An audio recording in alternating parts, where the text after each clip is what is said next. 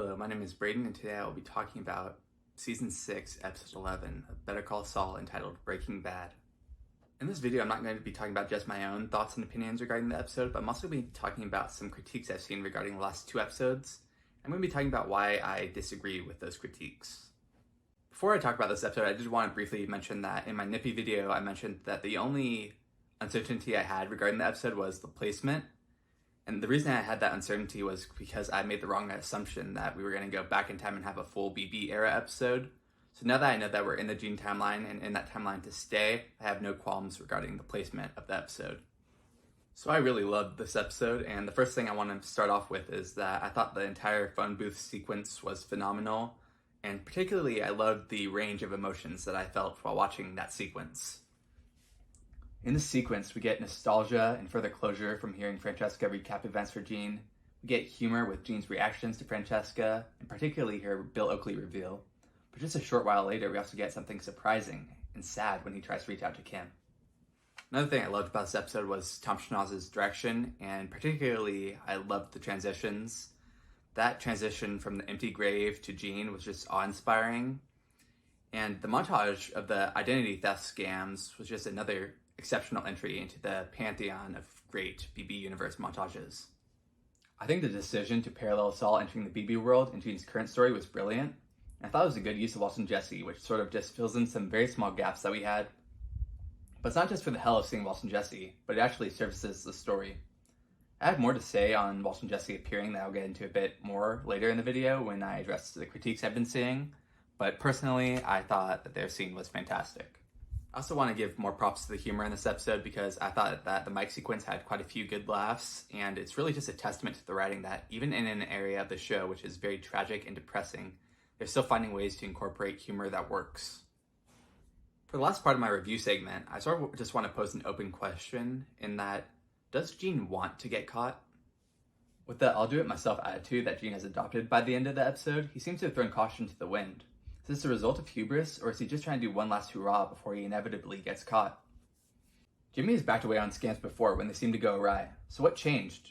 His determination to do the scam reminds me of Kim turning the car back around to see through the scam on Howard, and we all know how that went.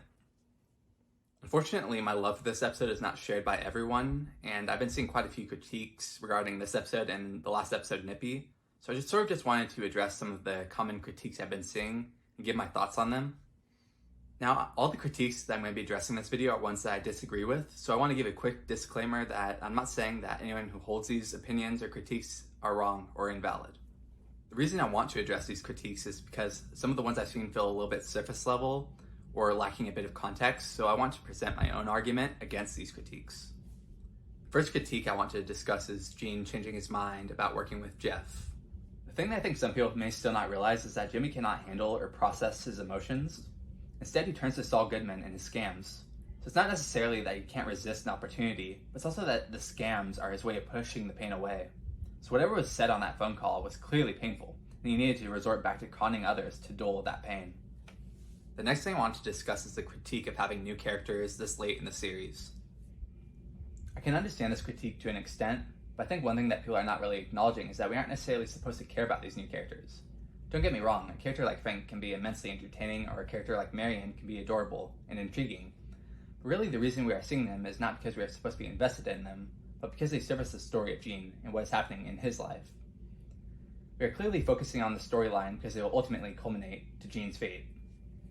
Furthermore, if we're getting technical and a little bit smart-alecky, Jeff was introduced in the first episode of Season 4, and was part of the story before Lalo was introduced, so he's not that new. And I'm not saying this is a case for everyone critiquing the episode, but I've also come to realize that some viewers simply don't care about the fate of Gene. I've seen some people say that they thought the ending of Breaking Bad was fine for Saul, and that we never needed the Gene stuff. But if you're going to have a prequel series which completely recontextualizes a character, I think it's pretty important to explore their life after the events of Breaking Bad. I just struggle to understand how someone who has watched 6 seasons of this show is supposedly invested in Jimmy cannot be compelled by the Gene stuff. Next, I want to talk about some critiques I've seen about the show being boring or slow. In particular, I've seen some complaints about the montages and the fact that the show is so detail-oriented. Now, this is a critique that I simply cannot understand. This is what Vince Gilligan, Peter Gould, and company does. In Better Call Saul, we got 7 minutes of Chuck tearing apart his house and 3 minutes of Mike disassembling his car. Breaking Bad, we got an episode isolated in a desert, and an episode isolated in a lab, with the penultimate episode largely being isolated in a cabin. I know a lot of people expect bombastic endings to series, but I can't fathom people expecting the writers to change what is a fundamental aspect of their show in the last few episodes. The last critique I want to discuss is that of pandering to fans. Yes, Walt and Jesse's inclusion is fan service, to an extent. There's probably some scenario where they could have found some really game-changing way to include them that completely changes Breaking Bad, but I enjoy the more obvious approach, simply because it's well executed. Some people argue that it doesn't really add anything of significance, which I disagree with. First, I think it recontextualized the BB scene even further for me. Initially, when he's dragged out to the desert, his first instinct is fear. It's Lalo, oh no! But when Jesse brings back up the name and the fear settles, I imagine he's thinking more about the impact Lalo had on his life, particularly him losing Kim. Second, even though it's a small thing, I felt that the banter between Walt and Jesse was BB level, so I thought that its inclusion was incredibly fun.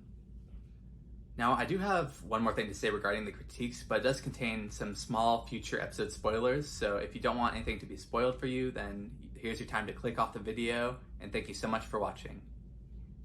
My final argument against the scene not just being fan service is the fact that Bryan Cranston and Aaron Paul are going to appear again in the series, so they needed to introduce them beforehand, and I think the way they did it, by paralleling the events in the Gene timeline, specifically with the Better Call Saul episode of Breaking Bad, was brilliant. So that's going to be it for this video. And I'm not going to be back later this week with another prediction video because I feel like with only 2 episodes left, it's sort of be cheating to try to predict them. But I will have another Better Call Saul related video out later this week, so keep an eye out for that. Please like, subscribe, and comment on the video. Let me know what you thought of the episode. And thank you so much for watching. Bye.